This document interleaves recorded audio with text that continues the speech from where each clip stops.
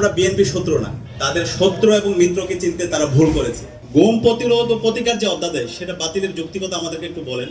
আজকের যে বিএনপি তারা আবার ভারতের প্রেসক্রিপশনে বাংলাদেশ রাষ্ট্র পরিচালনা করতে চায়। প্রায় 13 থেকে 14 জনের সাথে যোগাযোগ করেছি বিএনপি। আমি কাউকে তাদের আজকে আয়োজনে শিক্ষার্থীদের মুখোমুখি হওয়ার জন্য তাদের সময় দেওয়ার সে আগ্রহ আমি দেখতে পাইনি।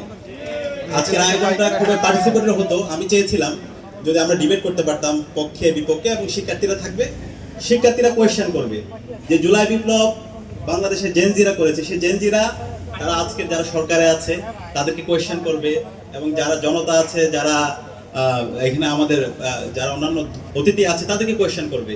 ডিবেট হবে, এই ডিবেটের মাধ্যমে আমরা আমাদের সলিউশনটা খুঁজে বের করবো, তাহলে ভালো হতো। আর ডাকশো এটা সবার প্ল্যাটফর্ম, এটা কোনো একক দলের একক বর্গের কোনো প্ল্যাটফর্ম না, এটা সবার প্ল্যাটফর্ম।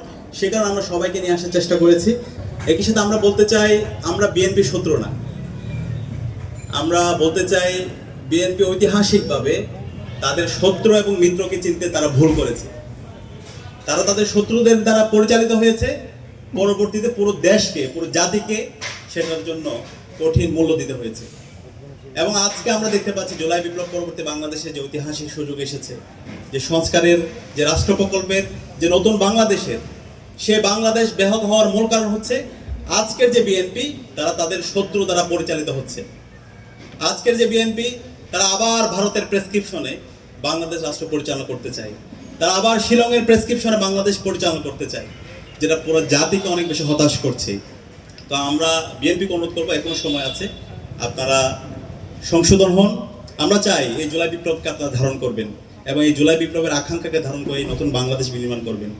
এই শত্রুর প্রেসক্রিপশনে যদি আপনি পরিচালিত না হতেন, তাহলে তো এই রাষ্ট্র সংস্কারের যে অধ্যাদেশগুলো আছে সেগুলো তো বাতিল করার কথা না। গুম প্রতিরোধ ও প্রতিকার যে অধ্যাদেশ সেটা বাতিলের যৌক্তিকতা আমাদেরকে একটু বলেন।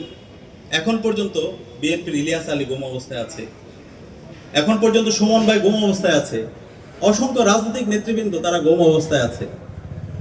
তাহলে যে রাজনৈতিক দলগুলো, সরকারি দল, বিরোধী দল, বর্তমান সংসদে যারা আছে সবাই গুমের ভিকটিম, তারা কিভাবে আবার নতুনভাবে গুম প্রতিরোধ এবং প্রতিকার অধ্যাদেশ বাতিল করার সেই দুঃসাহস দেখাতে পারে? আমরা কি সাথে দেখতে পাচ্ছি মানবাধিকার কমিশন অধ্যাদেশ বাতিলে তারা সুপারিশ করেছে বিচার বিভাগকে স্বাধীন করার জন্য এবং বিচার বিভাগকে শক্তিশালী করার জন্য যে বিচারক নিয়োগ প্রক্রিয়া এবং আলাদা সচিবালয় গঠনের যে অধ্যাদেশ সেটা বাতিলের জন্য তারা সুপারিশ করেছে। সাংবিধানিক প্রতিষ্ঠানগুলোকে আরো শক্তিশালী করার জন্য যে অধ্যাদেশগুলো আছে সেগুলোকে বাতিলে তারা সুপারিশ করেছে। যে আন্দোলনটা জুলাই বিপ্লবটা শুরু হয়েছে কোটা ব্যবস্থার উপর ভিত্তি করে, এই পিএসসিকে, পাবলিক যে পিএসসি আছে আমাদের সার্ভিস কমিশন, সেই কমিশনটাকে আরো শক্তিশালী করার জন্য সেই কমিশনকে আবার তারা দলীয়করণ করতে চায়। রাষ্ট্রের যত স্বাধীন প্রতিষ্ঠানগুলো আছে, দুদক থেকে শুরু করে, সেগুলোকে আবার তারা দলীয়করণ করতে চায়।